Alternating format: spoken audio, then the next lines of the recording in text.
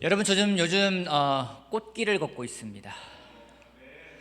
제 동네에 벚꽃이 만개를 해가지고 그 사이를 거닐고 있습니다. 어제도 기도하러 공원에 나갔는데 이렇게 양쪽에 그 벚나무가 쫙 펼쳐져 있고 그 길을 걸으면서 기도를 하는데 하나님이 꽃길을 걷게 하시는구나. 여러분 인생도 꽃길을 걷는 인생이 되길 바라겠습니다. 특별히 오늘도 그 꽃길 같은 말씀이 함께하길 바라겠습니다. 여러분, 같은 것이지만 다르게 반응하게 만드는 것이 있습니다. 같은 상황이지만 다르게 반응하게 만드는 것들이 있습니다. 한 예로 파도를 저는 예로 들고 싶습니다. 양양에 가보면은 많은 서퍼들이 그곳에서 파도를 기다리고 있습니다. 그들은 자그마한 파도를 기다리는 게 아니라 큰 파도를 기다립니다. 그리고 큰 파도가 오면은 미친 듯이 달려가서 그 파도를 즐기기 위해서 서핑을 합니다. 파도가 크면 클수록 그들은 환호성을 지릅니다. 반면에 낚시를 하는 사람들이거나 배를 타는 사람들은 파도가 거세지는 것을 좋아하지 않습니다. 거센 파도를 타고 낚시를 하다 보면 멀미가 너무 심해서 고생을 많이 합니다. 같은 파도이지만 누군가에게는 큰 즐거움이 될 수 있고 다른 누군가에게는 큰 어려움이 될 수 있습니다. 삶의 위기라는 것도 저는 같은 것이라 생각을 합니다. 여러분도 아시겠지만 사실 위기라는 그 단어는 위험이라는 뜻과 기회라는 단어가 합해진 단어가 위기입니다. 저희가 요즘에 위기를 기회로 바꾸는 사람들이라는 주제로 말씀을 같이 보고 있는데 사실 사람들이 바꾸는 게 아니죠. 위기를 기회로 바꿀 수 있는 분은 하나님입니다. 저희가 지난주에 다니엘에게 있었던 그 많은 위기들, 그의 위기를 다니엘이 하나님을 향한 결정, 하나님을 향한 결단으로서 그 위기가 오히려 기회가 되는 것을 보았습니다. 오늘 이 다니엘에게 위기는 그 한 번으로 그치는 것이 아닙니다. 또 다른 위기가 찾아옵니다. 당시에 바벨론의 왕이었던 느부갓네살 왕은 당시 바벨론을 세계 최강대국으로 만든 장군인입니다. 그는 전쟁에서 져본 적이 한 번도 없어요. 모든 나라를 다 이겼습니다. 당시에 최강대국이었던 아시리아도 그 바벨론 제국이 멸망시켰습니다. 그 당시에 또 항상 오랜 시간 동안 제국으로서 명성을 날렸던 이집트마저도 꼼짝 못하게 만들었습니다. 그 이집트에 어쩌면 눈치를 보며 살아갔던 그 유다도 이 바빌론에 의해서 망하게 됩니다. 여러분 이런 왕이라면 어떻겠습니까? 세상에 거칠 것이 없어요. 승승장구합니다. 뭐든지 원하면 원하는 대로 다 되는 그런 상황이 되는 겁니다. 세상에 겁날 것이 없는 사람입니다. 하지만 이런 왕을 잠 못 들게 하는 사건이 발생합니다. 다니엘서 2장 같이 보겠습니다. 다니엘서 2장 1절 말씀부터 6절까지 보겠습니다. 다니엘서 2장 1절에서 6절 말씀 제가 읽겠습니다. 느부갓네살은 왕위에 오른 지 2년이 되는 해에 꿈을 꾸고서 마음이 답답하여 잠을 이루지 못하였다. 그래서 왕은 꾼 꿈을 알아내려고 마술사와 주술가와 점쟁이와 점성가들을 불러들이라고 명령하니 그들이 와서 왕 앞에 섰다. 왕이 그들에게 말하였다. 내가 꿈을 하나 꾸었는데 그 꿈을 알 수가 없어서 마음이 답답하다.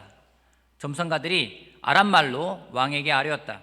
임금님의 만수무강을 빕니다. 그 꿈을 종들에게 말씀하여 주시면 해몽하여 드리겠습니다. 그러자 왕이 점성가들에게 말하였다. 나의 명령은 확고하다. 너희가 그 꿈의 내용과 해몽을 나에게 말해주지 못하면 너희 몸은 토막이 날 것이며 너희 집은 쓰레기 더미가 될 것이다. 그러나 너희가 그 꿈의 내용과 해몽을 말해주면 내가 너희에게 선물과 상과 큰 명예를 주겠다. 그러니 그 꿈과 해몽을 나에게 말하여라. 그가 어느 날 꿈을 꿨어요. 본문에서는 그가 꿈을 꾸었는데 꿈을 잊어먹어서 생각이 안 나서 그렇게 한 건지, 아니면은 그들에게 꿈을 내용을 이야기해 주기 싫어서 일부러 그랬는지 정확히는 알 수가 없습니다. 하지만 어찌됐든지 간에 바벨론 제국에 있는 마술사, 주술가, 점쟁이, 그리고 점성가를 다 부릅니다. 그리고 내 꿈을 말하고 그 꿈의 내용, 해몽도 하라고 이야기를 하고 있습니다. 여기 점쟁이라고 하면 뭐 오늘날 말하는 점쟁이가 아닙니다. 당시에는 천문학을 비롯한 그 당시의 모든 학문을 다 공부한 최고의 지성을 가진 엘리트 중에 엘리트가 바로 이런 사람들입니다. 다니엘도 이 가운데 속하는 사람이었습니다. 왕이 그들을 불러서 말하는 겁니다. 내가 꿈을 꾸었는데 너무나 답답하다. 그게 꿈이 기억이 안 나 답답한 건지 내용을 몰라 답답한 건지 모르겠습니다. 하지만 그 내용을 알려주지 않으면서 내 꿈 꾼 게 뭔지 하고 그 꿈꾼 꿈의 뜻이 무엇인지를 설명하라고 이야기를 하는 겁니다. 여러분, 이 가능한 일입니까? 시험 보러 갔어요. 시험 보러 갔는데 하얀 종이가 있습니다. 그 시험이 뭐냐면은 문제를 맞추고 답을 맞추라는 거예요. 어떻게 맞추겠습니까? 지금 그런 상황인 겁니다. 시험 보러 시험 문제도 안 주고, 자, 시험을 뭘 낼지를 맞추고 답도 맞추라는 거예요. 불가능합니다. 근데 이 불가능한 말을 하면서 그 당시에 최고 집권자였던 느부갓네살은 그런 이야기를 합니다. 그렇지 않으면 너희 몸이 토막이 날 거라고 이야기를 하고 있어요. 그 집은 쓰레기 더미, 다른 개혁 버전에는 거름더미가 될 거라고 이야기를 합니다. 완전히 풍비박산을 내겠다라는 거예요. 이에 왕궁은 난리가 났습니다. 목숨이 날아가는 것은 시간 문제입니다. 이 위기는 그 당시 왕궁에 있었던 그 엘리트 집단을 떠나서 다니엘에게도 다가오는 위기였습니다.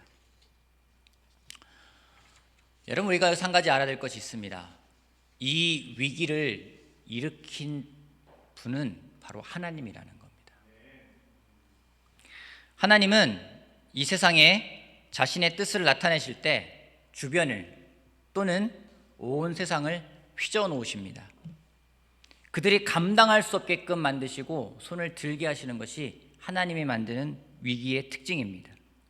그러기에 우리가 위기라는 순간을 맞이했을 때 우리가 가져가야 되는 태도가 무엇인지 하나님을 생각하는 습관과 태도를 가져가야 돼요. 하나님이 왜 이런 시간을 허락하신 것일까?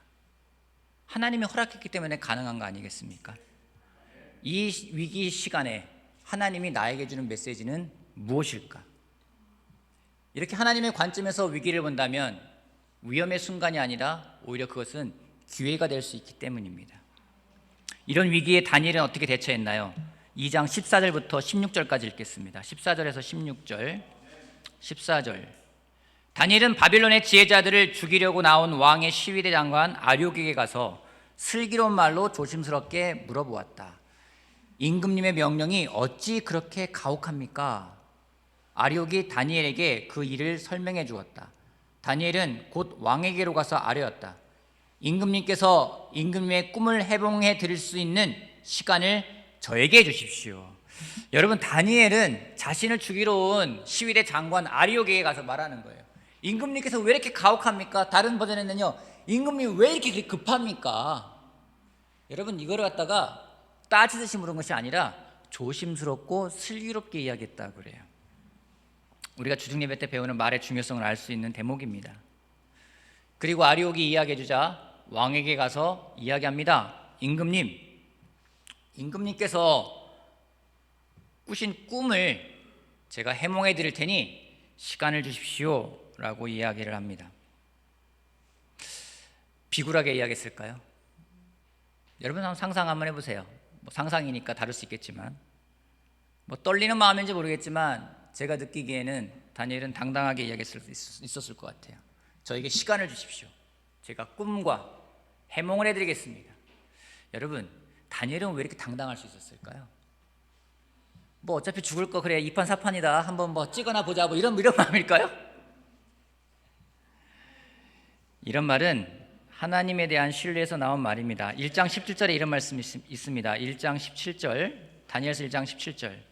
하나님은 이 네 젊은이들이 지식을 얻게 하시고 문학과 학문에 능통하게 하셨다. 그 밖에도 다니엘에게는 환상과 온갖 꿈을 해석하는 능력까지 주셨다. 다니엘은 이미 하나님의 일하심을 경험했었어요. 하나님이 자신에게 준 달란트가 무엇인지를 다니엘은 명확하게 알고 있었습니다. 그것은 하나님이 주신 것이고 지금 이 시간은 하나님이 그 달란트를 사용해서 하나님이 일하실 시간이구나 라는 것에 대한 확신이 다니엘에게는 있었다고 생각을 합니다. 그러기에 왕에게 가서 자신 있게 이야기하는 거예요. 하나님이 하실 일이기 때문에 저에게 하나님과 같이 대화할 수 있는 시간을 주십시오. 그럼 제가 꿈과 해몽을 하겠습니다 라고 이야기를 합니다. 그런 다음 다니엘은 어떤 행동을 취하는지 2장 17절 말씀 볼게요. 2장 17절. 그 다음에 다니엘은 집으로 돌아가서 자기의 친구 하나냐와 미사엘과 아사랴에게 그 사실을 알려주고 18절까지 그 친구들에게 말하였다. 너와 나는 다른 바빌론의 지혜자들과 함께 죽지 않도록 하늘의 하나님이 긍휼을 베풀어 주셔서 이 비밀을 알게 해주시기를 간구하자.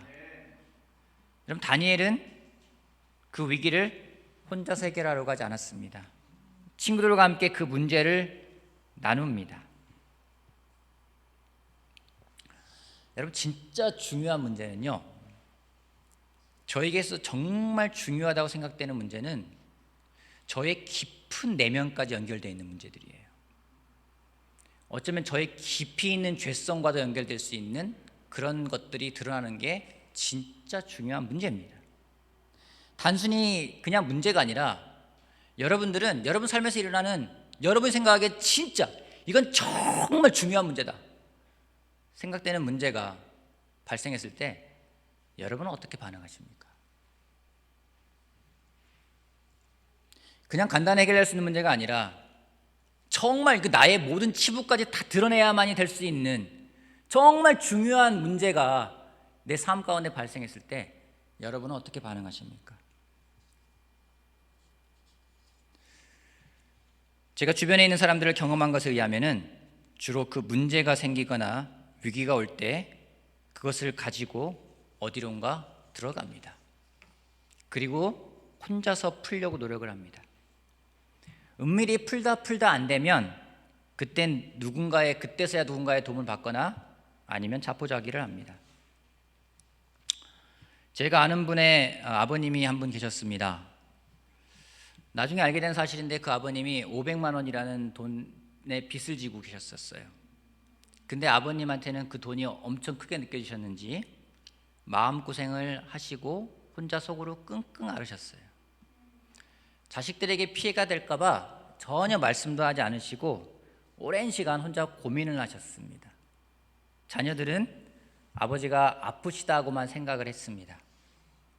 근데 아버지가 돌아가신 뒤에 자식들이 알게 된 것은 아버지가 500만 원이라는 빚 때문에 마음고생이 엄청 심하셨구나라는 것을 알았다라는 거예요. 누군가에겐 굉장히 큰 돈일 수 있지만 자녀들이 그렇게 여유가 없는 사람들도 아니었었습니다. 때는 우리도 마찬가지인 것 같아요.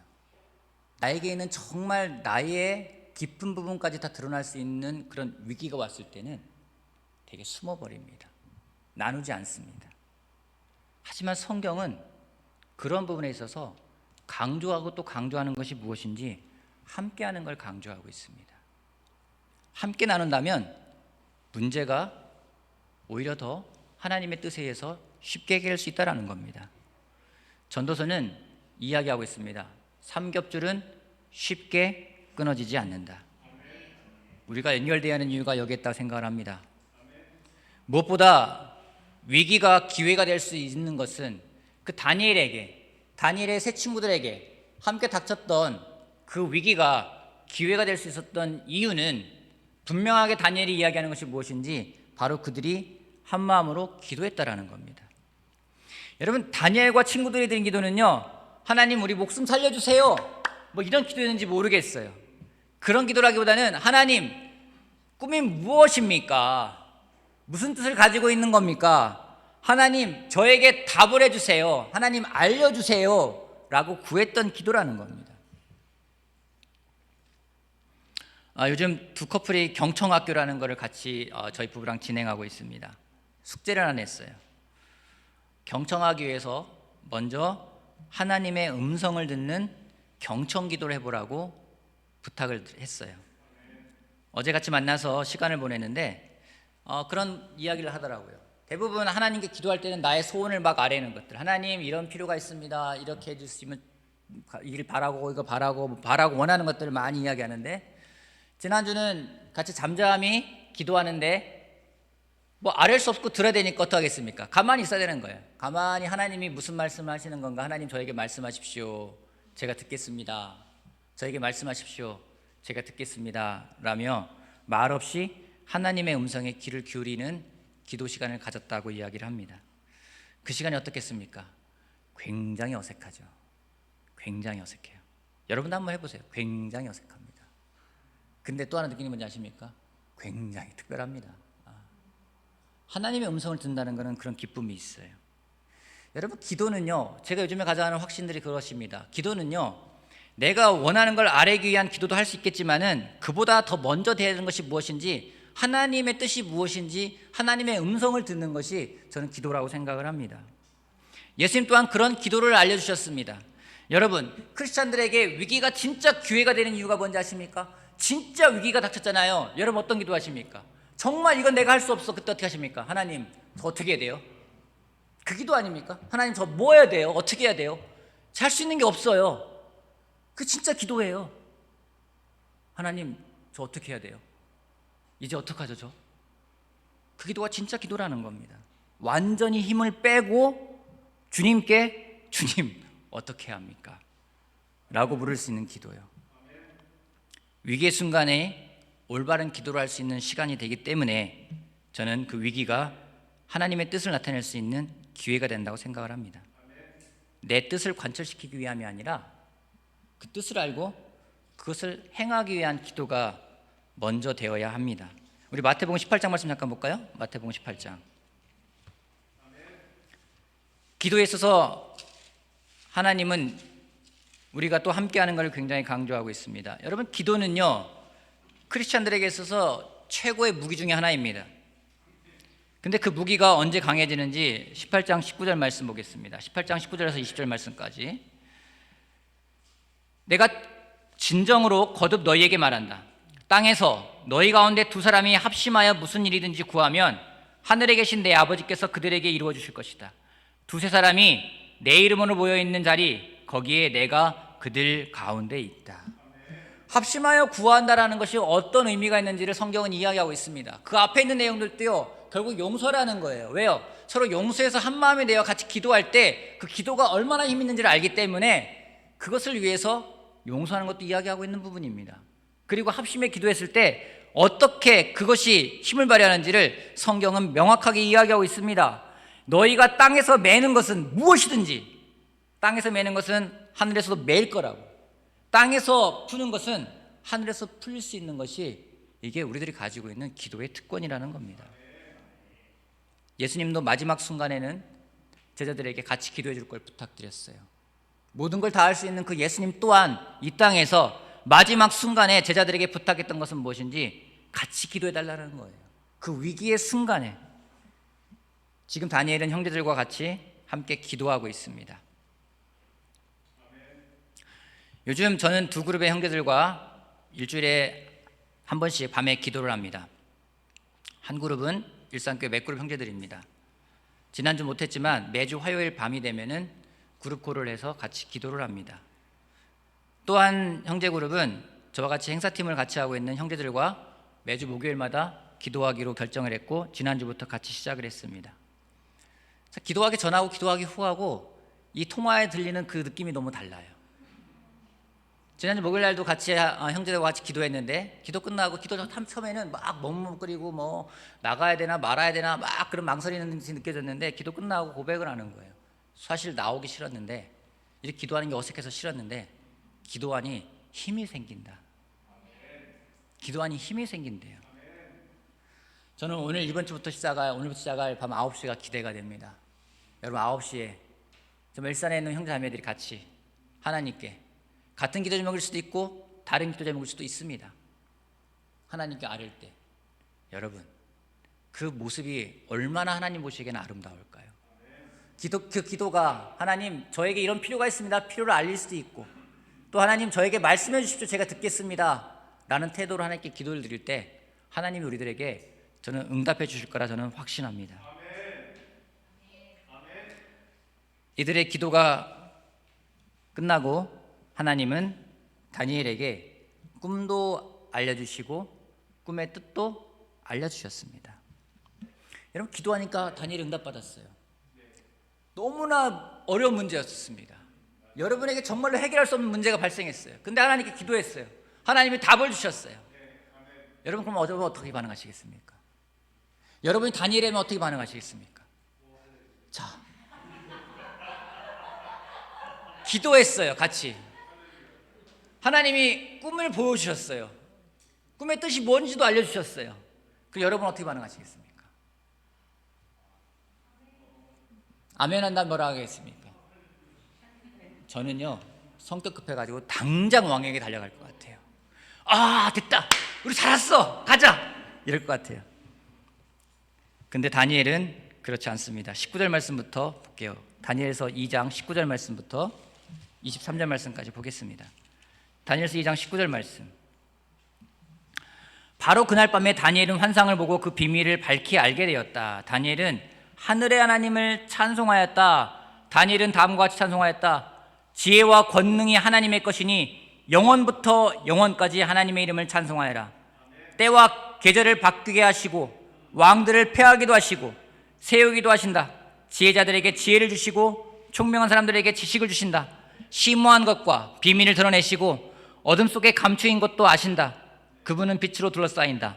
나의 조상을 돌보신 하나님, 나에게 지혜와 힘을 주시며 주님께 간구한 것을 들어주시며 왕이 명령한 것을 알게 해주시니 주님께 감사와 찬양을 드립니다. 다시 기도하는 거예요. 하나님이 말씀해 주니까 들었습니다, 하나님 감사해요 가는 게 아니라 하나님 너무 감사해요, 또 하나님께 또 기도하는 거예요. 또 찬양을 하는 겁니다. 다니엘은 하나님의 응답에 먼저 하나님께 기도드리고 그분께 찬양을 했습니다. 저는요, 어떤 문제가 있으면 하나님한테 그 답을 찾기 위해서 막 안달을 부릴 때가 있어요. 때로는 뭐 밥 안 먹을래요? 막 금식할래요죠. 그러면 하나님 저 금식 갑니다. 막 일부러 아내한테도 얘기다. 금식기도 들어간다. 막 이렇게 얘기도 해요. 그리고 작정합니다. 하나님 제가 이제부터는 하루에 3번씩 기도하겠습니다. 작정해요. 또 작정 들어갑니다. 하나님 막 이렇게 하는 거죠. 그럼 하나님이 불쌍히 여기셔가지고 답을 주실 때가 많아요. 거의 대부분 답을 주십니다. 100% 답을 주세요. 답은 3가지입니다. Yes, No, Wait. 셋 중에 하나예요. 기다려라, 가라, 가지 마라. 셋 중에 하나예요. 그런 답을 받았을 때 그 다음에는 또 밥을 맛있게 먹습니다. 하나님 찬양요. 밥 먹고 난 다음에 하나님 감사해요. 이거밖에 없어요. 막상 문제가 해결되면 은혜 베푸신 살아계신 하나님께 찬양과 감사를 드리는 대신에 좀 인색할 때가 있습니다. 문제가 없으면, 위기가 없으면 하나님이란 존재가 필요 없어질 때가 있어요. 지난 주중 예배 때 제가 말씀 나눴죠. 당연한 것이 있을 때, 이거는 명확하다 생각될 때는 하나님은 우리들 안중에 없습니다. 근데 성경은 뭐라 말합니까? 우리의 눈을 예수님에게 고정시키죠. 그 이야기는 뭡니까? 항상 하나님을 생각하고 하나님을 의식하는 깨어있는 태도를 가져가야 된다는 겁니다. 아침에 좀 일찍 와가지고 옆에 커피숍에 가서 같이 커피 마시면서 설교 원고를 다시 보고 있는데 한 여자분이 이렇게 아이를 이렇게 딱 데리고 왔어요. 아이가 저랑 눈이 마주쳤어요. 제가 또 아이를 좋아하기 때문에 같이 뭐 놀았어요. 이렇게 갖고 이렇게 해주는데 안 웃어요. 그래서 어떻게든 웃게 하고 싶은데 안 웃더라고요. 근데 저를 계속 쳐다봐요. 쳐다보는데 계속 봐요. 그래서 어느 정도 뭔지 아십니까? 내가 보면 안 되겠다 할 정도로 이렇게 봤어요. 근데 제가 느낀 게 뭔지 아십니까? 우리가 하나님을 그렇게 봐야 되는 게 아닌가. 고개를 딱 틀고 계속 보는 거예요. 저를요. 눈도 깜빡이지 않는 거예요. 얼마나 부담스러운지 아십니까? 근데 저한테 주신 메시지가 뭔지, 눈을 고정한다는 게 저런 거구나. 목 아프지 않을까? 옆으로 보니까 목 아프지 않을까? 내 앞으로 가야 되는 게 아닐까? 생각들 정도로 고정하고 쳐다보는데, 와, 저게 고정해 보는 거구나. 하나님에게 깨어있다는 것을 저는 그렇게 생각합니다. 그럴 때 모든 상황 가운데 하나님께 감사할 수 있고 하나님께 영광을 돌릴 수 있다고 생각을 합니다. 27절 말씀부터 볼까요? 2장 27절. 다니엘이 왕에게 대답하였다. 임금님이 물으신 비밀은 어떤 지혜자나 주술가나 마술사나 점성가도 임금님께 알려드릴 수 없습니다. 비밀을 알려주시는 분은 오직 하늘에 계신 하나님뿐입니다. 여러분, 다니엘은요 명확히 알고 있었어요. 이것은 그냥 나한테 준 달란트 때문에 내가 한 게 아니야. 이건 운이 좋아서 한 게 아니야. 이거는 100% 하나님이 하신 거야 라는 것을 다시 그 왕 앞에서 고백을 합니다. 여러분, 하나님이 우리 삶에 위기를 주시는 목적이 무엇일까요? 하나님은 우리 삶에 왜 위기라는 걸 주실까요? 저는 오늘 본문을 통해서 배우는 것은 하나님의 영광을 드러내기 위함임을 배우게 됩니다. 위기의 시간은 하나님이 일하는 시간입니다. 그러기에 하나님의 영광을 볼 수 있는 시간입니다. 여러분, 사실 이런 위기가 없었으면요 다니엘은 바벨론의 총리가 될 수 없었어요. 왜요? 다니엘은 노예 출신이에요. 신분이 달라요. 그가 바벨론의 총리가 된다고요? 여러분, 주변 사람들이 가만히 있었겠습니까? 6장을 보세요. 다니엘이 왜 사자굴에 왜 들어갑니까? 시기하고 질투해서 저것이 총리야? 저 노예 출신 저것이? 어린 것이? 저 죽여야 되겠는데? 시기와 질투가 난무하는 곳이 바벨론 황궁이었다는 겁니다. 이러한 시기와 질투 속에서 이 위기가 없었다면 다니엘은 총리가 될 수 없었어요. 결국 다니엘은 위기 가운데 일하시는 하나님의 그 능력을 볼 수 있는 도구였고, 또 그 도구로 쓰였을 때 하나님이 어떻게 그를 높이시는지를 볼 수 있는 대목입니다. 살아가면 중요한 것은 내게 위험이 왔느냐 위험이 오지 않았느냐가 중요한 것이 아닙니다. 왜냐하면 우리 모두에게 그 위험이라는 시간은 오기 때문에요. 그러기에 중요한 것은 그 위기의 순간에 내가 어떤 반응을 하느냐가 중요한 것입니다. 반응에 따라 위험은 우리를 절망으로 인도할 수도 있고, 또 반대로 하나님의 영광을 드러내는 기회가 될 수도 있습니다. 말씀을 좀 마무리하겠습니다. 가끔 바닷가에 가면은 저는 우리의 삶이 바다와 같다는 생각을 합니다. 바다 안에는 눈에 보이지 않지만 많은 풍성한 것들이 있습니다. 우리 삶도 아직 보이지 않지만 하나님이 만들어 놓고 준비해 놓은 많은 풍성한 것들이 있어요.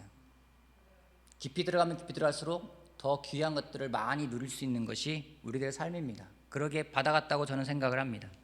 근데 바다에는 또 항상 있는 것이 파도입니다.